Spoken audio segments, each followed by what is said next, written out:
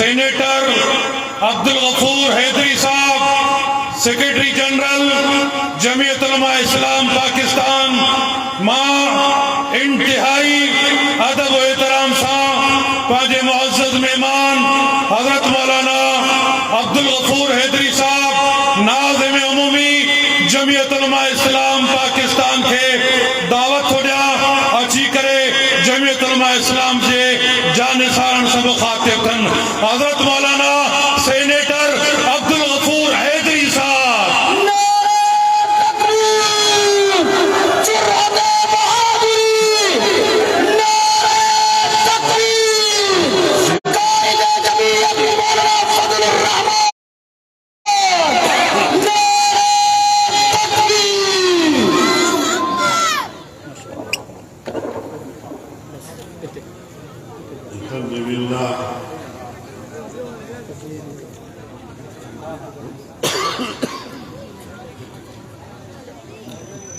نحمده ونصلي على رسوله الكريم أما بعد فأعوذ بالله من الشيطان الرجيم بسم الله الرحمن الرحيم اليوم أكملت لكم دينكم وأتممت عليكم نعمتي ورضيت لكم الإسلام دينا۔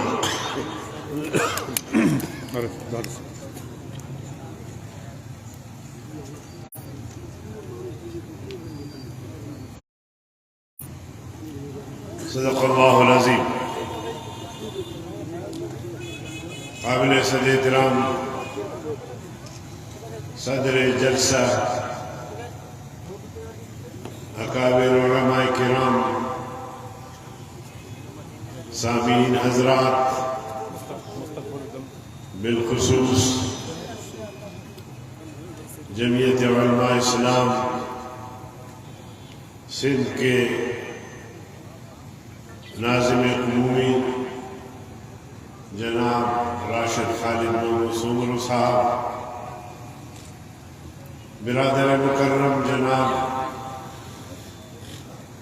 عبدالرزاق عابد لاکھو صاحب، السلام علیکم ورحمۃ اللہ وبرکاتہ۔ میں آپ کے سالانہ اجلاس میں ماضی میں بھی شرکت کرتا رہا ہوں۔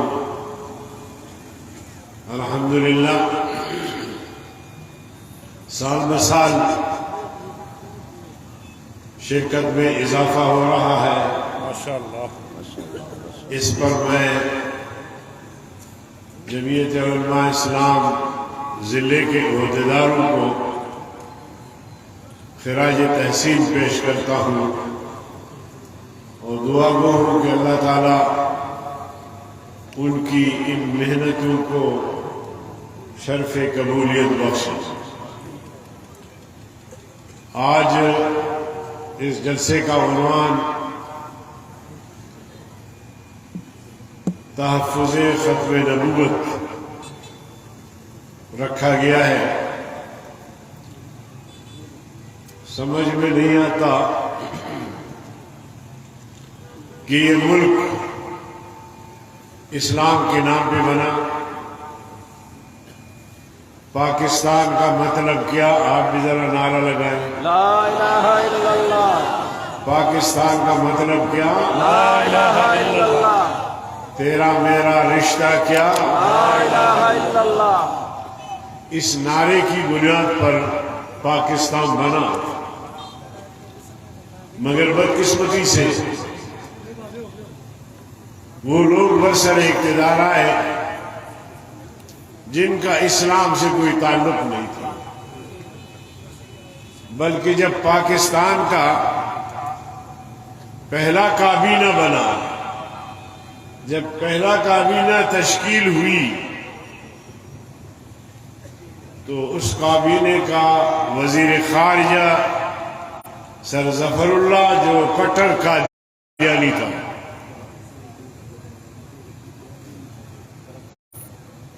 اور وزیر خارجہ ریاست کا ترجمان ہوتا ہے۔ ریاست کی ترجمانی کرتا ہے بیرونی دنیا میں، ریاست کا موقف بتاتا ہے بیرونی دنیا کو. وہ قادیانی اگر ہو تو پھر اس نے کیا کرنا تھا؟ اسی طرح اسی کابینہ میں وزیر قانون ہندو کو بنایا گیا. اب ملک بنا ہے اسلام کے نام پر، اور اب ملک میں ریاست میں اسلامی تعلیمات کی روشنی میں قانون سازی کرنی ہے.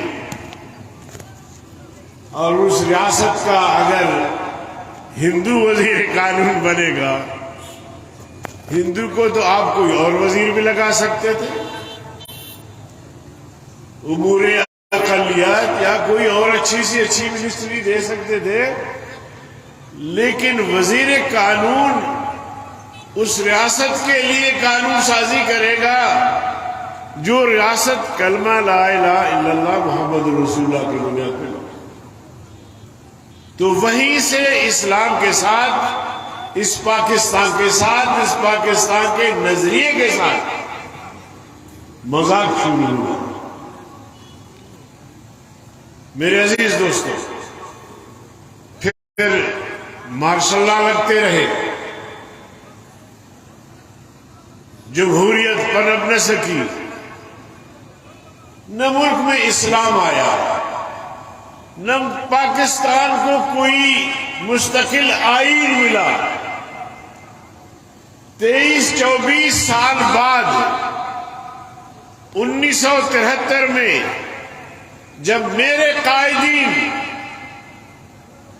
منتخب ہو کر پارلیمنٹ میں پہنچے، مفکر اسلام مولانا مفتی محمود، مولانا غلام غوث ہزاروی، تب جا کے 73 میں اس پاکستان کو آئین ملا جو اللہ کے فضل و کرم سے آج تک چل رہا ہے. اور اس آئین کی حفاظت ہم نے کی ہے، جمعیت علماء اسلام نے، کیونکہ 74 میں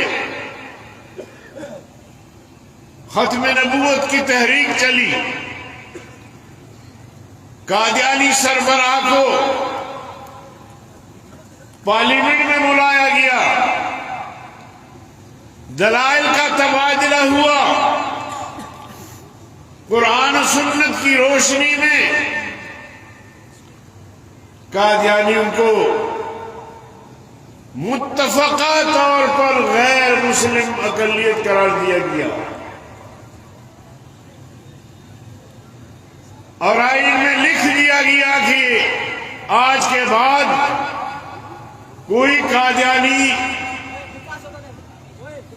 کسی بھی بڑے عہدے پر نہیں آ سکتا، ان کی مسجدیں نہیں ہوں گی، اور بہت سارے چیزیں جو ان سے وابستہ تھی وہ آئین کا حصہ بنی.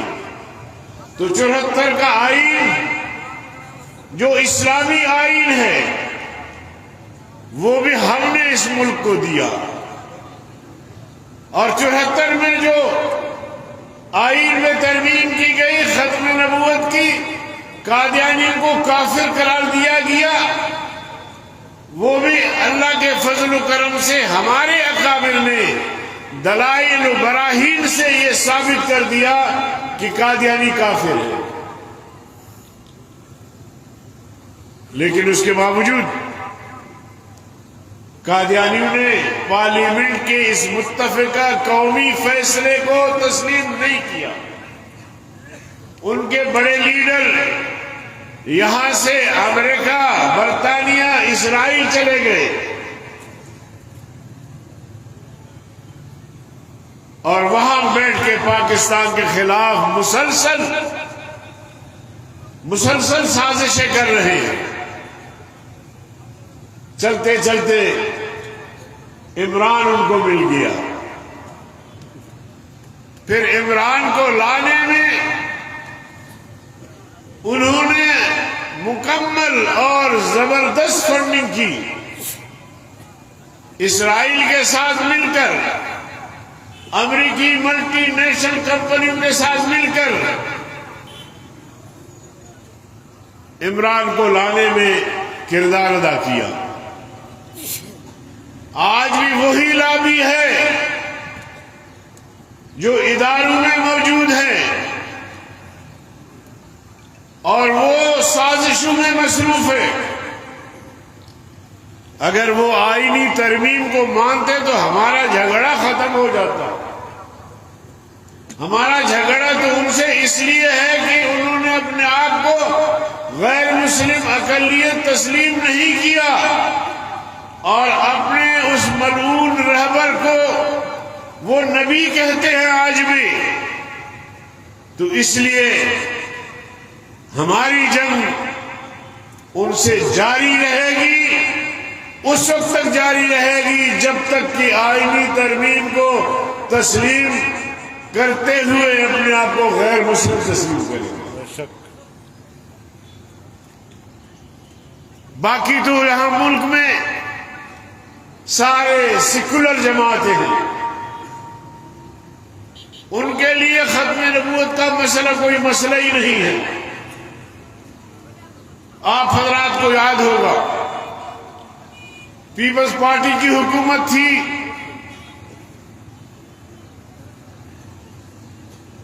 ان کے ایک گورنر نے تحفظ ناموس رسالت کے قوانین کو فرسودہ کہا،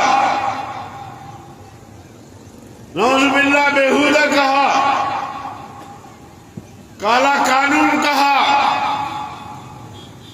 اس پر تحریک اٹھی اور ایک بل بھی لا رہے تھے ناموس رسالت کے قانون میں ترمیم کرنے کے لیے۔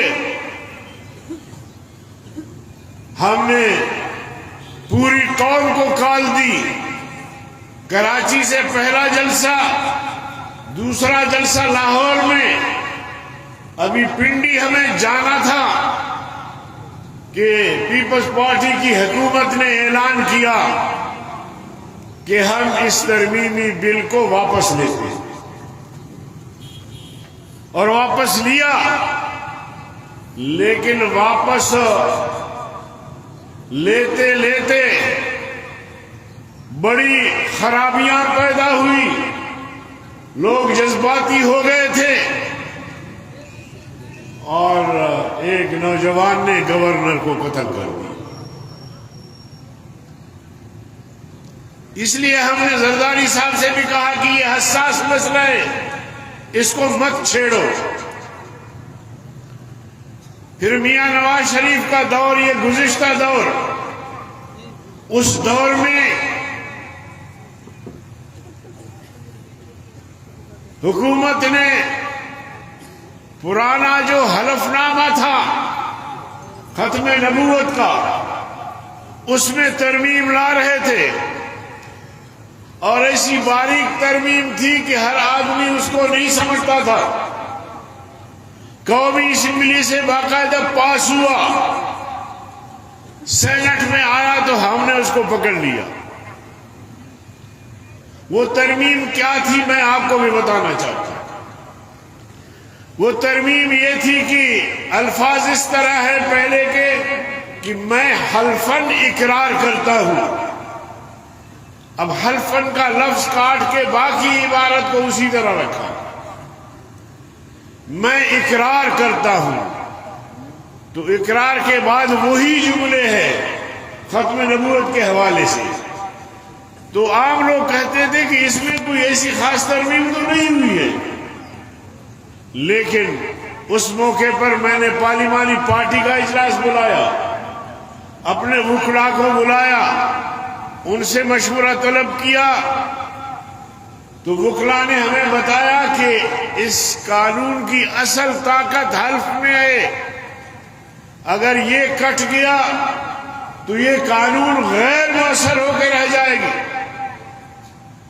چنانچہ میں نے مولانا فضل الرحمان صاحب سے بات کی، وہ اس مکے میں تھے، انہوں نے راتوں رات نواز شریف سے بات کی اور نواز شریف کو کہا کہ میاں صاحب اگر یہ ترمیم واپس نہ لی گئی تو ہمارے اور راستے الگ ہو جائیں گے اور آپ کے راستے الگ ہو جائیں گے۔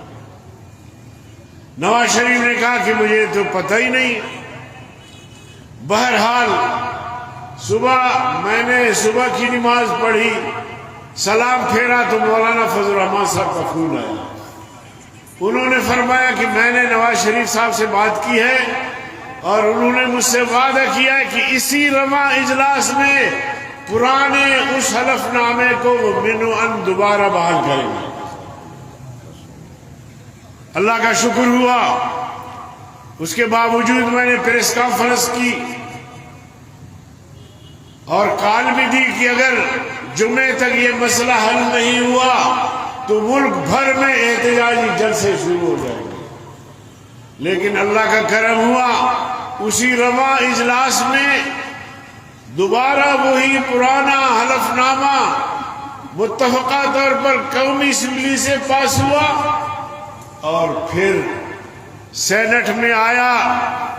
سینٹ میں بھی بڑے بڑے سرخے بیٹھے ہوئے تھے، تاؤ پیش کھا رہے تھے، مگر اللہ کے فضل و کرم سے روب ان پر اتنا پڑا کہ ان کو ہمت نہیں ہوئی ترمیم کی مخالفت۔ میرے عزیز دوستو، اس موقع پر پھر میں نے سینٹ میں کہا کہ یہ پیغمبر کریم صلی اللہ علیہ وسلم کا معجزہ ہے کہ آج سے 40 سال قبل اسی پارلیمنٹ نے متفقہ طور پر قادیانیوں کو غیر مسلم قرار دیا تھا۔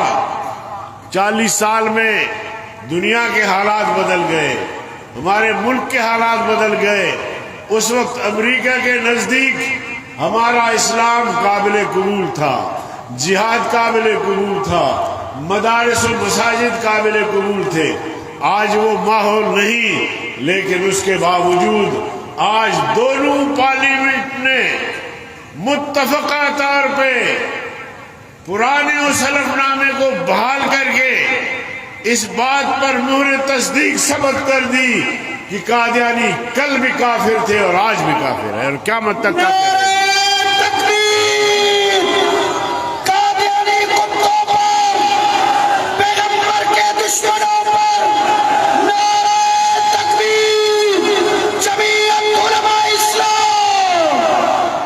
میرے عزیز دوستو، قادیانی کے لیے میرا پیغام ہے، وہ سن لیں کہ انشاءاللہ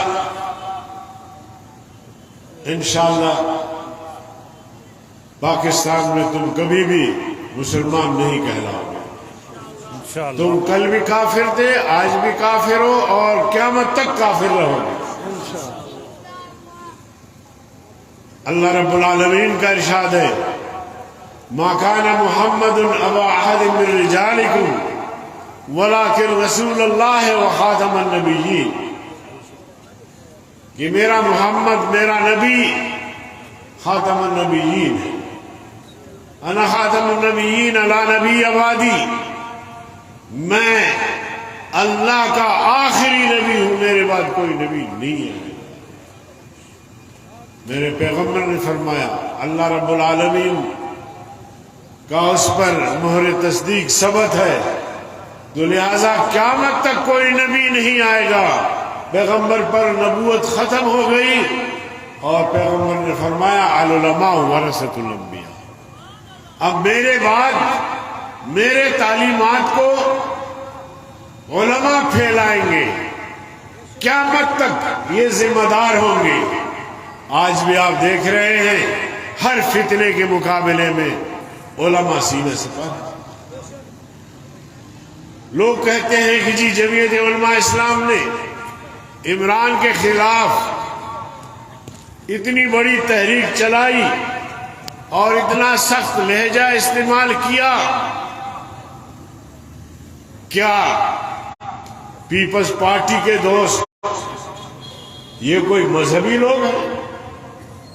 یہ بھی سیکولر ہے؟ کیا مسلم لیگ کے دوست یہ مذہبی لوگ ہیں، یہ بھی سیکولر ہیں، یہ بھی شریعت کو امور مملکت میں جگہ دینے کی گنجائش نہیں رکھتے. تو اسی طرح ایک سیکولر عمران کی شکل میں اور صحیح. میرے دوستو، میرا جواب ہوتا ہے کہ عمران سیکولر بھی ہے، فاسسٹ بھی ہے، اور انتہائی غلیظ انسان ہے، جس نے ختم نبوت کے بارے میں یہ کہا کہ یہ قادیانی تو کلمہ پڑھتے ہیں، یہ قادیانی تو نماز پڑھتے ہیں، ان کی مسجدیں ہیں، قرآن پڑھتے ہیں، یہ کیسے غیر مسلم ہو سکتے ہیں؟ ان کو کافر کہنا سمجھ سے کہتا ہے بالا تر. یہ کلپ اس کے چل رہے ہیں. تو میرے عزیز دوستو، مذہب کا بھی دشمن اور ہمارے معاشرے کو، ہمارے مذہبی تہذیب کو، ہماری اس مشرقی کلچر کو جس طرح عمران نے تباہ و برباد کیا، نوجوان نسل کو گمراہ کیا. آزادی کا فکر دے کے مادر پدر آزادی، ملک آزاد ہو یا نہ ہو، باپ سے آزادی، بھائی سے آزادی، میری جسم میری مرضی، یہ کس کا فلسفہ ہے؟ اور ایسے شخص یا ایسی جماعت یا ایسی تحریک کے خلاف اگر جمعیت علماء اسلام نہیں اٹھے گی تو کون اٹھے گی؟ بعض لوگ کہتے ہیں کہ جی ابھی پھر اگر دوبارہ عمران آئے تو پھر. میں نے کہا پھر بھی ہم زندہ ہیں انشاءاللہ، ہم مقابلہ کریں گے. کس نے تمہیں کہا کہ جہاد ختم ہو گیا؟ عمران کے نظریات کے خلاف جدوجہد کرنا جہاد ہے. والذین جاہدوا فینا لنہدینہم سبلنا. جو جدوجہد اور محنت کرتے ہیں ان کے لیے راستے کھلتے جاتے ہیں. الجہاد ماضٍ الی یوم القیامہ. تم نے سمجھا ہے کہ ایک عمران ہٹ گیا تو فتنہ ختم ہو گیا؟ یہ فتنے اٹھتے رہیں گے، مسلمان جہاد کرتے رہیں گے. نعرہ تکبیر، قائدین جمعیت قدم بڑھائے. نعرہ تکبیر، کافر کافر، قادیانی کافر، کافر کافر، قادیانی جیسا مسلم ہے، قادیانی جہادی ہے. میرے عزیز دوستو، 47 سے لے کر اب تک اسلام کے راستے میں، اسلامی نظریے کے راستے میں، ریاست کے نظریے کے راستے میں یہی لوگ رکاوٹ بنتے رہے ہیں، آج بھی ہیں. اللہ کرے کہ ہمیں ایسی اکثریت آ جائے کہ ہم اس آئین پر عمل درآمد کریں. آئین اسلام کو تحفظ دیتا ہے، آئین ختم نبوت کو تحفظ دیتا ہے، آئین اسلامی آئین ہے، مگر اس آئین کے تحت بیٹھنے والے ججز، یہ جج جو 7-8 سال سے علامہ ڈاکٹر خالد محمود سومرو رحمہ اللہ کی شہادت اور قتل کا فیصلہ نہیں کر پا رہے. عدالت ہے یا رشوت خور ہیں یا رشوت کے اڈے ہیں؟ میں کیا کہوں ان کو؟ میں اس حوالے سے بڑا جذباتی ہوتا ہوں. ڈاکٹر صاحب کوئی معمولی آدمی نہیں تھا، جمعیت علماء اسلام کے صف اول کا لیڈر تھا. ان کی شہادت ایک بہت بڑا ملک کے لیے، جماعت کے لیے ایک سانیہ تھا، مگر ہم نے، ہمارے کارکنوں نے عدالت کا دروازہ کھٹکھٹایا کہ عدالت سے انصاف ملے گی. کتنا عرصہ گزر گیا.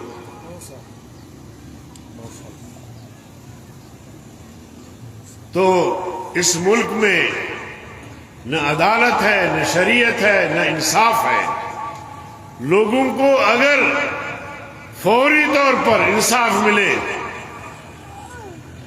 تو جھگڑے اور فساد ختم ہو جائے. ڈاکٹر صاحب کے قاتلوں کو اگر سزا ملتی تو مسئلہ ہی ختم تھا. اسی لیے تو اللہ تعالیٰ نے قتل کے بدلے قتل، سخت سزائیں رکھی ہے، اور وہ بھی اللہ تعالیٰ نے اپنے نائب اور نظام کے تحت اس کو لوگوں کو اجازت نہیں دی ہے کہ تم خود قتل کا بدلہ لو، بلکہ تم قاضی کے پاس جاؤ، تم عدالت کے پاس، ثبوتوں کے پاس جاؤ تو تمہیں انصاف ملے گا، تمہیں عدل ملے گا. اب یہاں ہمارے دوستوں نے، ہم نے عدالت کا دروازہ کھٹکھٹایا تو عدالت کی ایمانداری بھی دیکھا. تو جب تک یہاں انصاف نہیں ہوگا، امن قائم نہیں ہوگا. جب امن قائم نہیں ہوگا تو آپ کی معیشت بہتر نہیں ہوگی.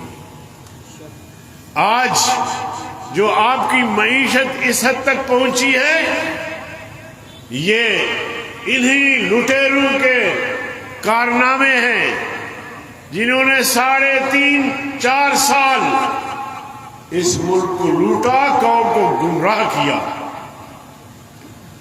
آپ نوجوانوں کو بتایا گیا